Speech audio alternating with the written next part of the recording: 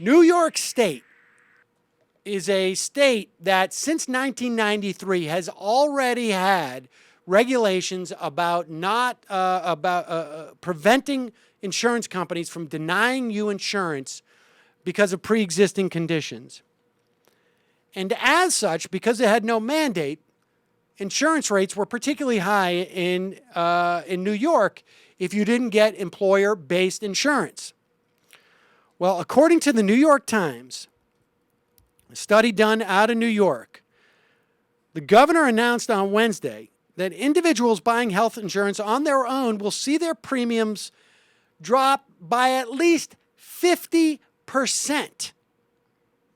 State insurance regulators say they have approved rates for 2014 that are at least 50% lower on average than those currently available in New York State. Beginning in October, individuals living in New York City who pay $1,000 a month or more for coverage will be able to shop for health insurance for as little as $308 a month.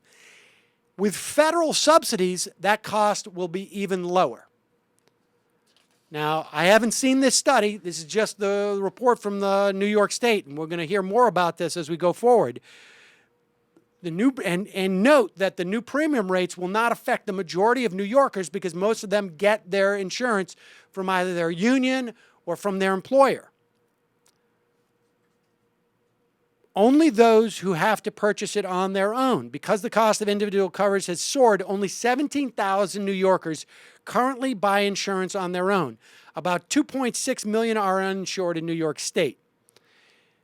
State officials are estimating as many as 600,000 individuals are going to buy health insurance on their own in the first few years the health law is in effect. 3/4 of those people will be eligible for subsidies available to lower-income individuals. Here's an example. Now, you know that in these exchanges, and New York State is setting up its own exchange, there's a platinum, gold, silver, and bronze level of coverage. Different amounts of coverage, different levels of deductibles, et cetera, et cetera. An individual with an annual income of $17,000 will pay $55 a month for Silver Plan, which is the third level from the top. A person with a $20,000 income will pay about $85 for a Silver Plan. Someone earning $25,000 will pay about $145 a month for a Silver Plan. Younger people probably will end up getting a bronze, which would be closer to akin to probably a catastrophic health insurance plan. Those least expensive plans may not offer as wide of access to different doctors. And on top of that, people who are making less will be eligible for subsidies, which will reduce those rates even more. Small business will be eligible for tax credits and should enhance their ability to provide health insurance.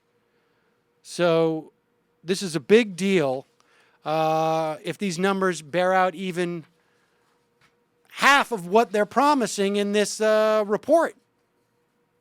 So that's good news for those of us in New York.